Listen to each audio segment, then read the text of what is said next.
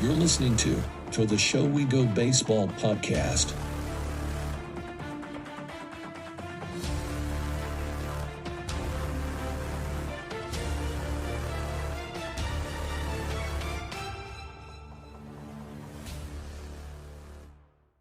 What is going on, everybody? Welcome into episode 68 of To The Show We Go. We got a full house today. We got our boxes are a little smaller on if you're watching on YouTube, but I got Chris Enrique, I got Jamie, I got Miggy, myself, and obviously it's the David Sandlin episode. So thank you all for tuning in for that. And David, I feel like you were probably one of the hottest commodities on Red Sox Twitter within the past week, aside from, I guess, potential free agent ads, whatever. That's just a whole other crazy element. But David Sandlin, trade in from the Kansas City Royals. And I kind of just want to start us off a little bit. I want to just ask, obviously with the trade in the rearview mirror now, you're getting settled in Fort Myers. How has the last week and a half been treating you? It's been awesome getting down here. All the guys welcomed me really well and everything. The training staff, everybody around the Red Sox, it really made me feel at home. And it's been a quick turnaround week. I mean, I planned on being out in Arizona with the Royals leaving Monday, and then had to switch that to the other side of the country in Fort Myers. So happened quick, but I'm excited to be out here getting back to baseball. And I do, before I shoot to Jamie on some questions here, but I just want to ask straight, like just out of the shoot here. Obviously, the trade goes down.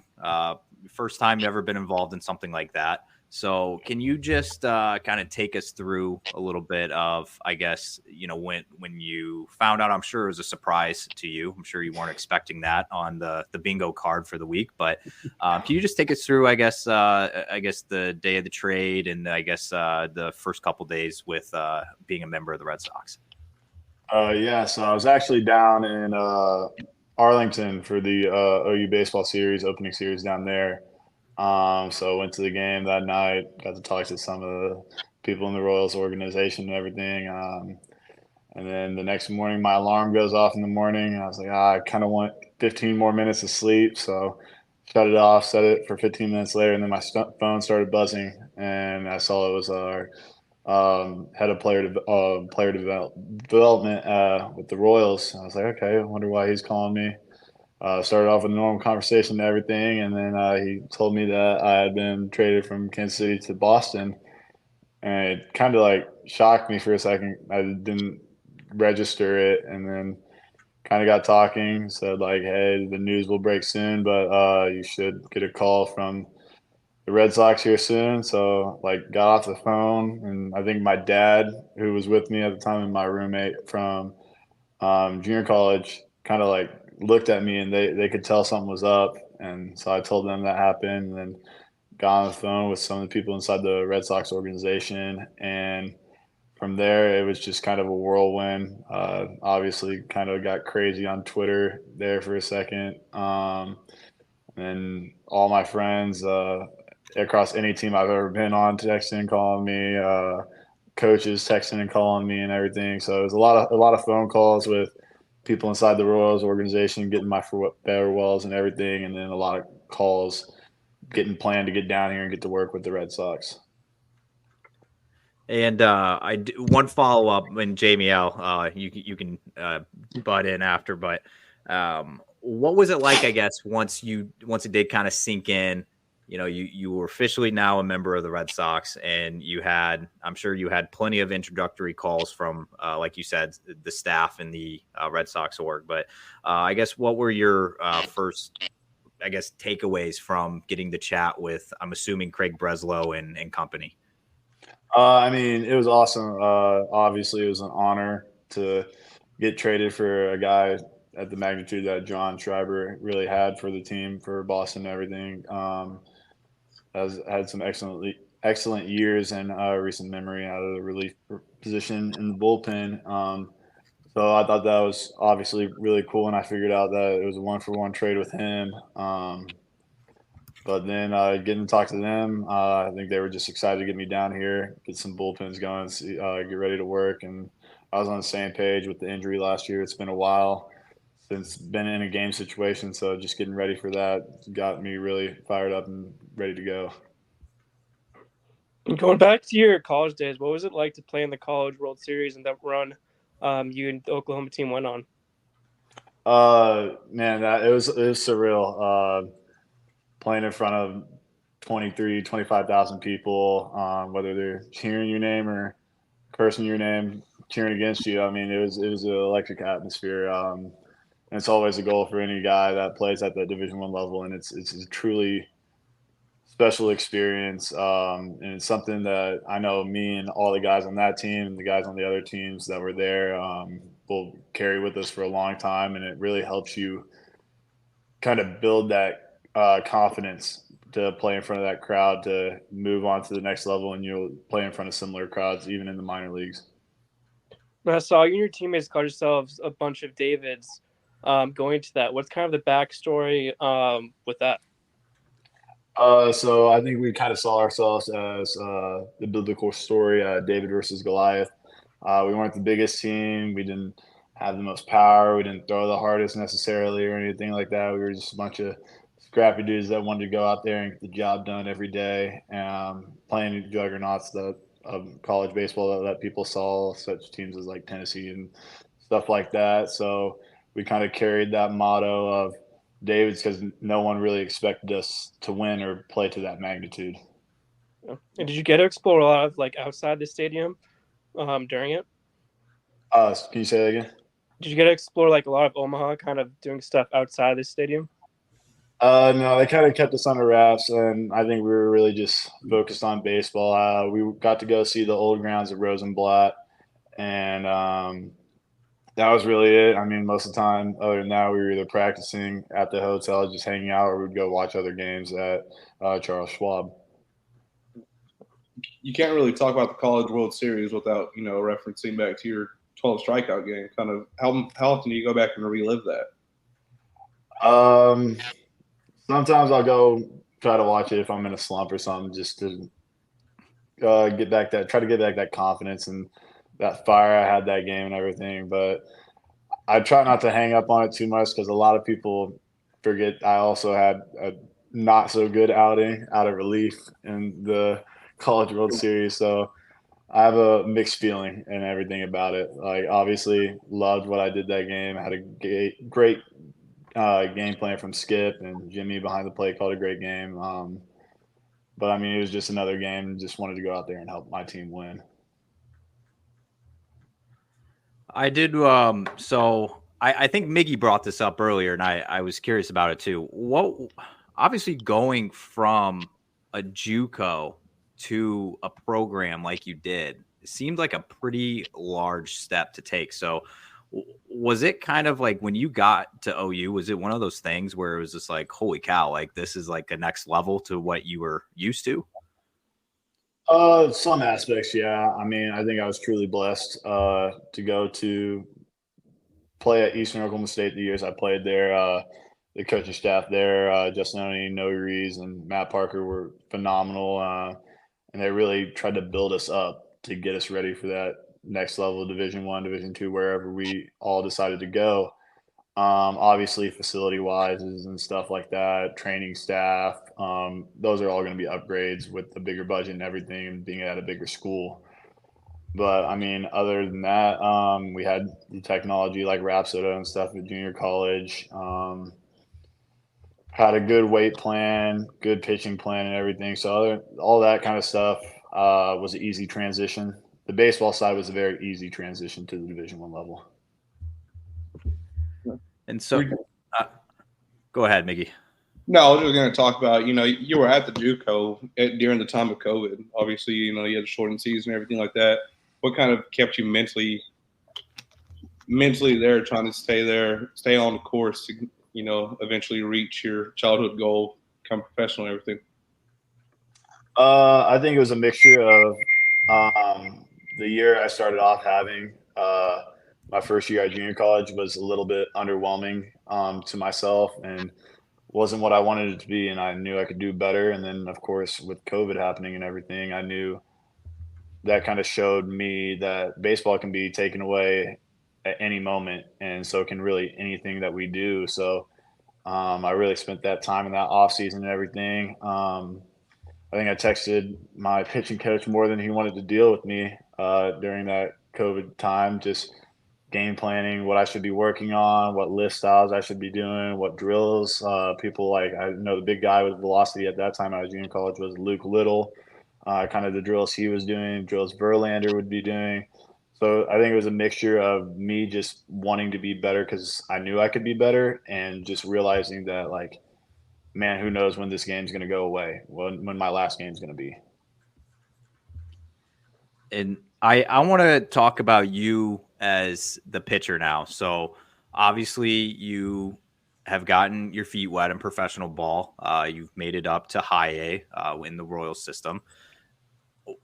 I've seen this a lot too with guys that are coming through the system. Obviously, like, you know, you have guys that started all throughout their college career, then they'll get drafted, and then their stuff is just better suited for the bullpen. I mean, it happens all the time. So I guess for you, obviously you've started every game you've pitched in. I think there was only like one game at Oklahoma you didn't start in. But when did you kind of realize you're like, okay, like, I'm going to do this starting thing and I'm going to just do it for the long haul? I mean, that's kind of the role I always kind of fit into. Even my senior year of high school, I maybe came out of the pen one time, and first year at junior college, just getting my feet wet, I came out of the pen a little bit more because guys in front of me were pitching better than me, like Christian McGowan, Cody Frank, Brenton Beck. They were all having great years that year. So just that second year at junior college is kind of when it kicked up, like, hey, I can be a starter and I can do it successfully. And then from the get-go, when I talked to Skip and committed to OU and everything, that was their full intention, was for me to be a starter. And same thing when I got to the Royals, was the full intention was for me to be a starter. And that's what I want to do. I want to go the longevity of 6, 7 innings, if possible, even 9 if I can. I want to be in there and give my team a chance to win as much possible, as many innings I can go. So we have to talk about it. I saw in the offseason that you had hit 100 miles per hour in, I guess, like winter workouts, I guess, prior to the season. Right. I saw there was a video posted. You seemed pretty hyped up about it. So was that one of the first times that's ever happened for you? And did it honestly shock yourself that you did that?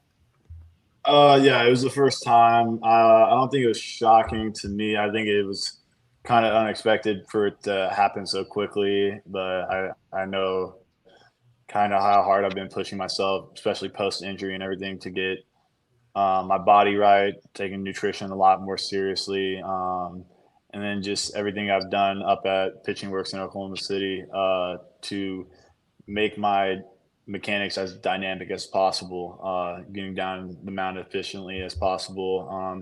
So I don't think it was a surprise that it happened, just how early it happened.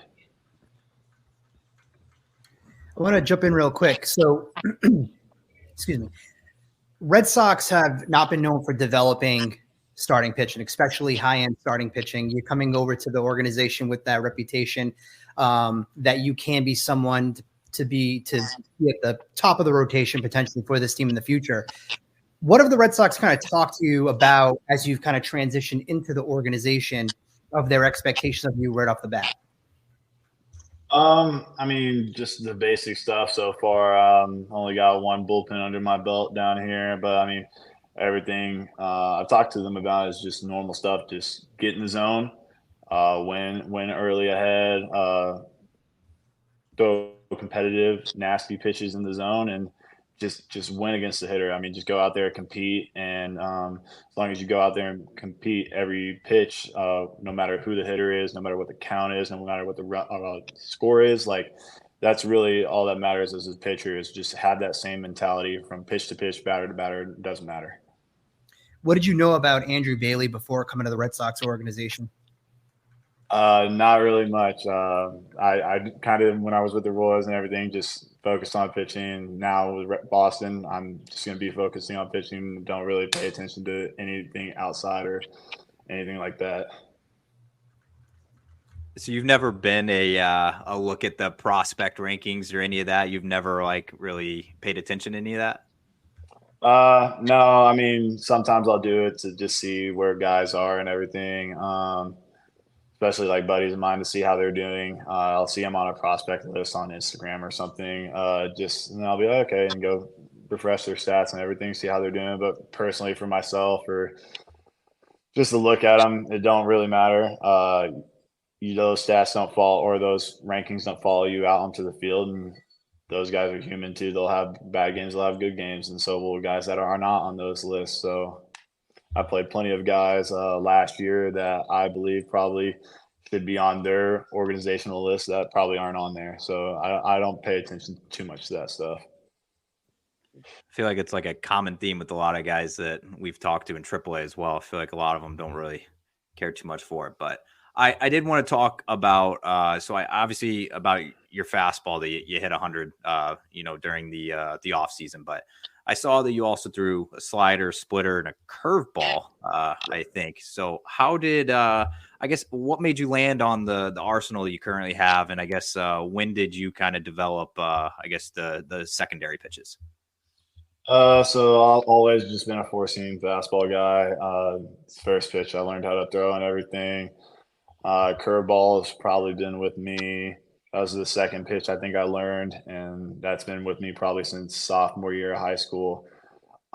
Splitter, I think my high school coach, Jason Stump, picked up on. He was like, "Man, you got bigger hands." So like I'd been struggling with the changeup I was trying to learn at the time. So that senior year, we were playing around with grips and everything. He's like, "I want you to try to throw this splitter." And the first one probably went 30 feet over the catcher's head. The first one I ever threw, just nowhere near anything. He's like, "All right, just throw it full intent and everything." So I finally like learned to start throwing. You got to throw it max intent, and when you try to take off, it's just terrible. So that's been with me since senior year. And then the slider, me and Justin Oni at Eastern just wanted to develop something a little bit harder than the curveball, but not quite like a cutter. So we landed just a traditional slider, and that's been there since probably freshman year of junior college.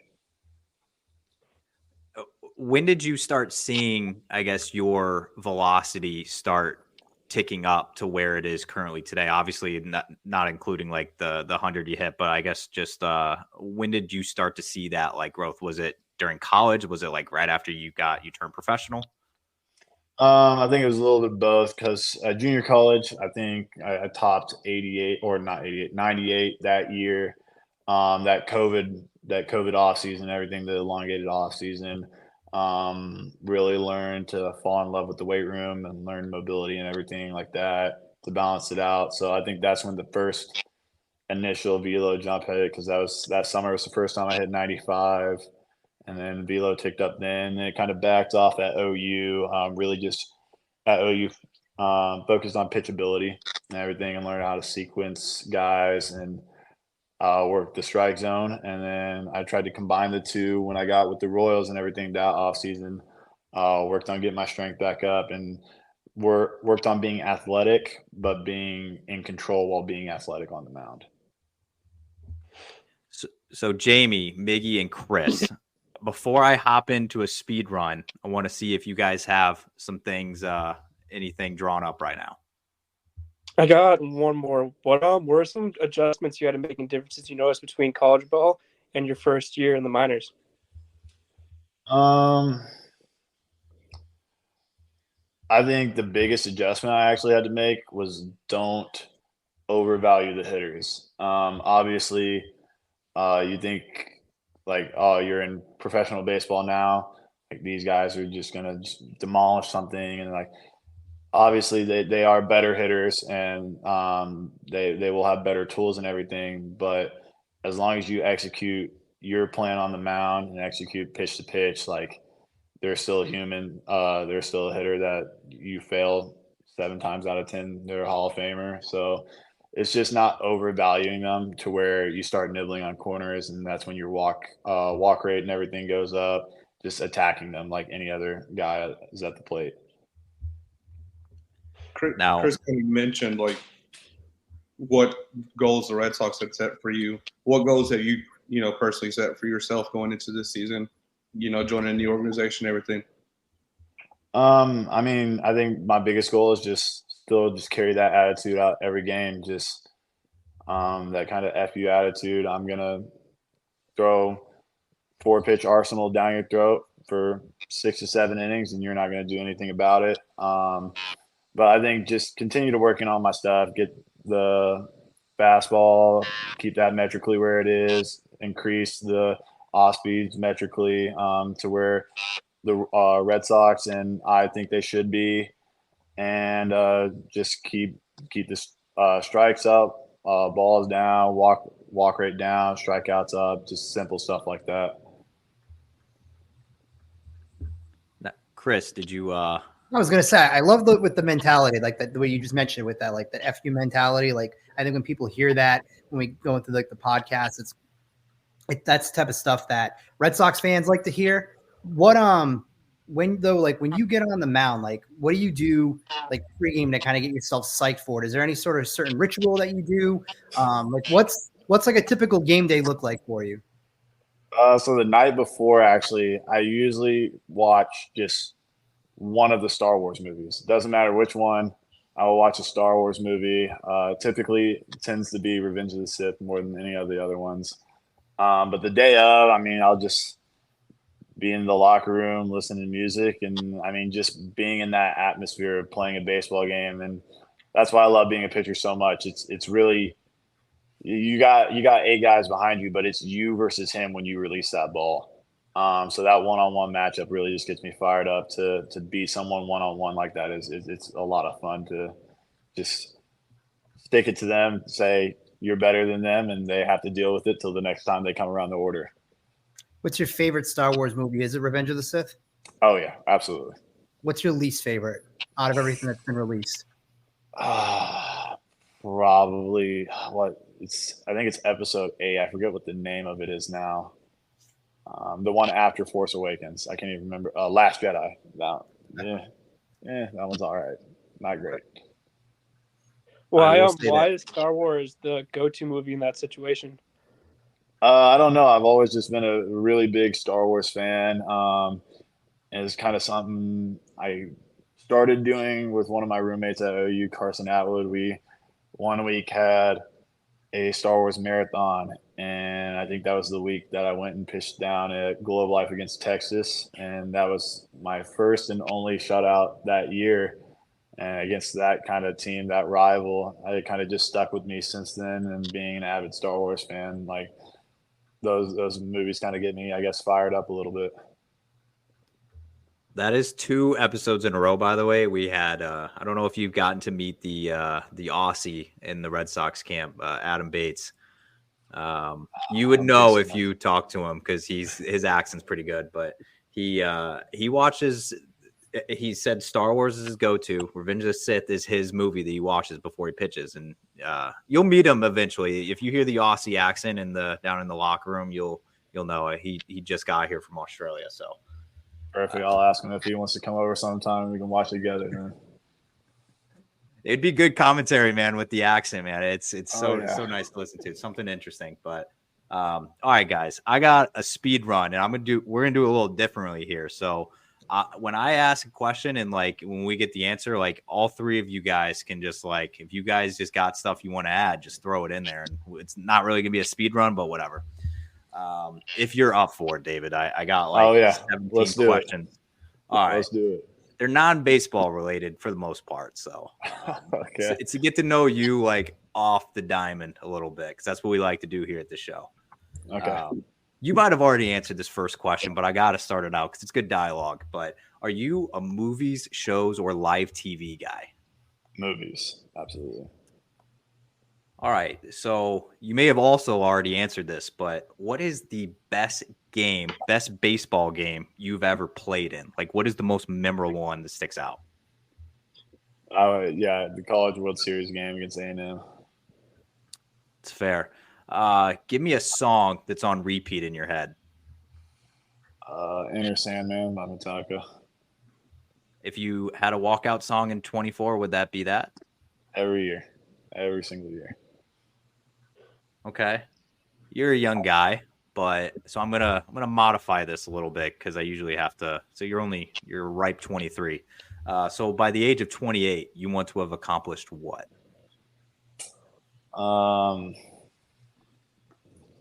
Dude, this obviously big league debut, and by that time, 28, so that's 5 years away. I want to win a World Series and win it with the Red Sox, obviously. I think that's a pretty good answer. It's probably as good as you can get. You're new to professional baseball, but if there was one rule in the minors or in the MLB that you could change, which one would it be? This would be for college too, actually. And they just changed it a little bit, but the lane to first base rule. I think they either need to continue to make it a little bit bigger, or if they want the guys to run on the outside of the foul line, put a safety bag at first. Okay. What do you? I just have to ask. Quick answer here if you want. But what are your thoughts on the old pitch clock? I'm fast tempo, so it doesn't bother me. It's whatever. Okay. Who's a favorite athlete outside of baseball? Russell Westbrook. Sheesh. All right. It's expected like a Kobe or something, not a Russell, but it comes with the territory. Oklahoma. Oh yeah. All right. Favorite TV show of all time? Man, that's probably Suits. I'll go with Suits. All right. He's like the 10th guy I feel like we've had on that said that. I love Suits. Great show. It's a great show. Are you a Mike or Harvey guy? If you had to choose between the two, Mike. I'll roll with Mike. I've never seen it, so I don't know what. Never seen it either. You both are missing out. It's a great show. It's one of the, you could probably get through it in a week if you just hunker down. I don't know about that. It's like 9 seasons. I think like 14 episodes a season. I'm going to tell you. So we interviewed Morgan McSweeney from the Orioles, and he mentioned that Suits was his show. And I had just finished watching it during the summer. And this was like around Thanksgiving, a little bit after. And I went back into watching the series again, and I got it done in a week. I work remotely too, so I can have it on all the time. But I got it within a week. Wow, that's impressive. Congrats, Chris. Jeez. Yeah, I'll open a window every once in a while, get fresh air. I think I remember his quote. Morgan McSweeney said he should be put in jail for how much Suits he watched in that 1 week, and I do remember that. So, okay. Next question here. What's the weirdest baseball superstition you've ever had? I don't really think I have any weird ones. I guess it would be the Star Wars. Everything else is, I think, pretty normal. I think there for a stint, I ate the same game day meal before every game, which was I actually got it for dinner tonight. Was a sunrise sunset smoothie and a Chipotle chicken club from Tropical Smoothie. Before every game, I would have that last year for minor leagues. It's a little better option than we've heard on here. I feel like the nutritionist isn't going to hate you for that one. So, oh yeah, at least it's healthy, so they didn't give me too much of a hard time for it. Yeah, we've heard a lot worse on the show that probably could have got guys into some trouble. So, all right, this one's gonna be a tough one, but going back to your Royals days and Oklahoma, and even before that, I need one player that sticks out to you that you've played with or against that's left you like, holy cow, that guy is the best I've ever seen in person. It's a tough one. You played with some good dudes. Played a lot against a lot of good dudes too. Dude. On the mound, I would say probably Andrew Walling, who's with the Phillies now, is the most mind-blowing pitcher that I've seen in game. And then I guess hitting and fielding, but mainly for the fielding aspect. Mac McCroskey with the Angels now, from Oral Roberts, and went to junior college with him. That dude is the definition of a Gold Glove infielder. He there was no play he couldn't make. It was absurd. All right, write that name down, Chris. I already did. It's good. It gets us like, once we hear these names, it's like, okay, we need to start paying attention to that name. That we need to get familiar with that name, because if you guys are saying that they're probably one of the better you've seen, it's like they're probably pretty damn good. Playing against would be obviously Ivan Melendez. What he did in 2022 was absurd. I mean, that dude could mash a baseball. Nobody's gonna argue with that. Nope. All right. What's a guilty pleasure of David Sandlin? I actually just talked with my roommate about this. Probably just how much homemade ice cream I'll go eat. Homemade ice cream is the best. And what flavor? I'll fluctuate. There's dulce de leche is really good. Mint chocolate chips good.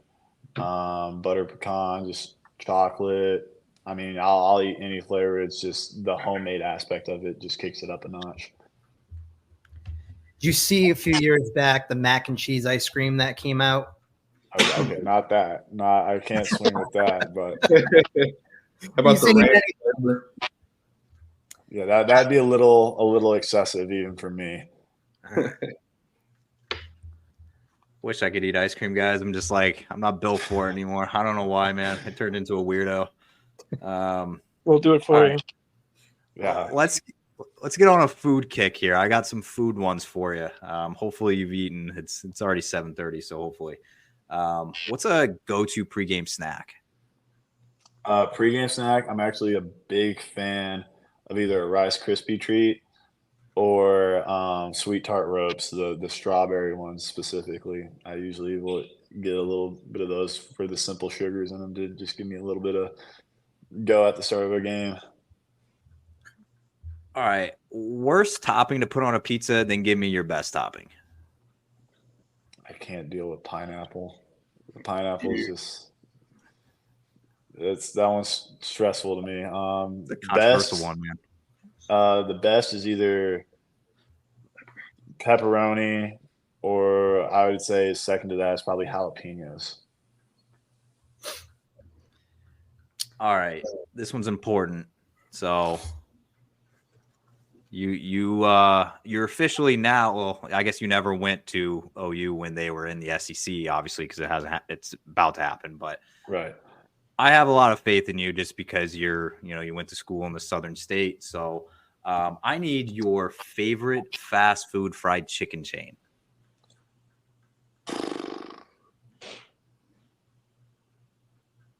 Okay, the thing with that is, are we talking just the chicken, or can you have the sauce with it?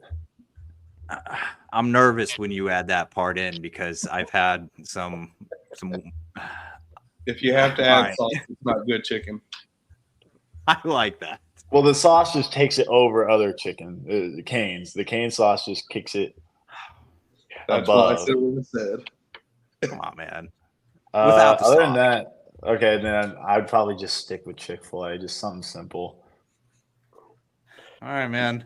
The correct answer was Zaxby's. I had a lot of faith in you. Zaxby's is okay. Zaxby's 3, and then probably Slim's is after that. How's that 3? Because you got Chick-fil-A, Cane's. I'm still rocking with Cane's, and then Zaxby's. All right, man. I'm not gonna argue with that. Yeah, that's incredible because it's like Zaxby's is only like you've been in Oklahoma almost your whole life, so I was expecting Zaxby's out of you because you can't get it up north. So, have you ever had crispy crunchy chicken? Crispy crunchy chicken? Yeah, I think they're in Oklahoma based. No. Well, I know they've started to branch out towards Arkansas, so I didn't know if they had any there in Oklahoma. Or I know they have them in Oklahoma. I just didn't know if you had tried there. I might need to try it then. Is it better than Zaxby's? Oh, come on. The couple times I've had it, yes. Okay. It's better I'll than be Cane's. I can tell you that. Then I'll definitely be trying it then. Just take a That's piece of glass and grind it in an Andrew's hand right now. all right, man. You had Chicken Express. Is that made its way to Oklahoma from Texas? Yeah, I've only had it or not even a handful, probably a couple of times. And it was good. But I don't think I've had it enough to really fairly judge it. Fair. There's a Hunter Dobbins. He's a Texas Tech guy in the system, but he talks about Chicken Express all day, every day. So Yeah, I've met Hunter, so I'll have to bring that up to him tomorrow. Oh man, if you got like that sweet tea or something shipped in and just put it at his locker, you would probably become his favorite person on the entire earth. It would probably make his day. All right. All right. Enough about food. That's all my food ones. I did have one last question.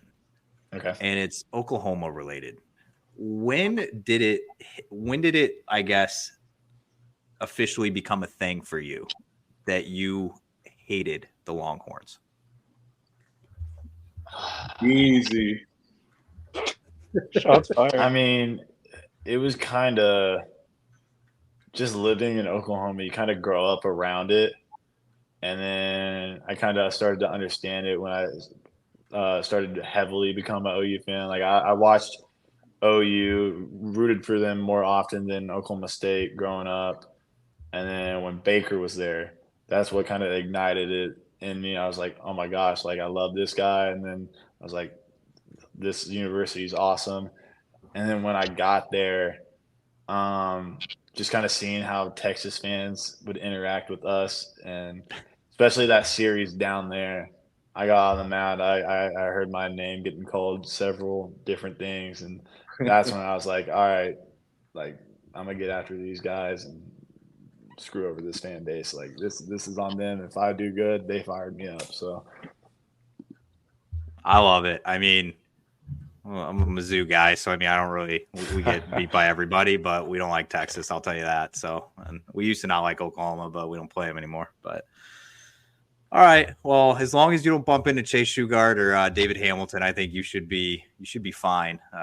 They were the Texas corner in the Woo Sox locker room this past year, and Shug will let you know too. I'm sure he knows that you're floating around. So just be careful when you bump into him. sounds good.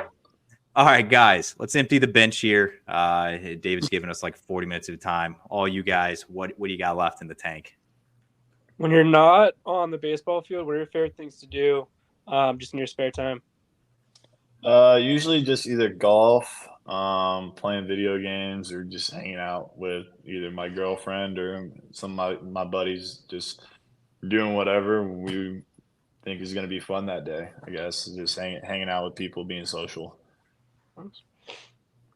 Are you prepared to buy the new NCAA football game this summer? Absolutely. Yes. As soon as is it on pre-order yet? I don't think it is, but as soon as it is, I'm pre-ordering it. Who's an OU player that, because we haven't had the game in a few years, who's the one player that you think you've missed out on using the most in that game? Probably the biggest cheat code has to be like Kyler. That one, I feel like you could have just abused his speed in that game. I don't even want to think about that. It's got to be Kyler. I mean, Baker, though. Baker, yeah, would have been fun. I think it would have been fun, though. Yeah, because that year you would have had Mark Andrews, Hollywood Brown, CeeDee Lamb. So using that team would have been absurd. Oh, all that talent and no national championship. Easy. We know. All right. Well, my answer, I know he was in the game back when it was a thing, but I still would love to go back and I don't know why. I was a big Sam Bradford guy. I don't know why. Like I liked Bradford a lot. And then I lived in the St. Louis area when he got drafted to the Rams, which whatever, if he was a bust, whatever. But it was still fun to watch him his rookie year. And then he kind of tanked out after that. But all right, guys, any last questions before we let him off here? Thanks for your time, man. I appreciate it. It was fun. I like the food questions and everything. That was a good little segment. No, it's good. Like it's something too. It's right. Like Chris always likes to say it too, is like we can look at your baseball reference page and we can just list off like you went 3-1 with a 2 something ERA and be like, how'd that feel? It's like, I feel like there's a lot more to you than just like what the stat sheet says, and that's what we like to do here. So but we appreciate it a ton coming on, and definitely looking forward to you getting your feet wet there. And wherever you end up getting signed, I'm not going to throw out any projections or anything, but wherever you end up getting assigned, we'll be rooting for you. So thank you, David. I appreciate it. Thank you guys for having me.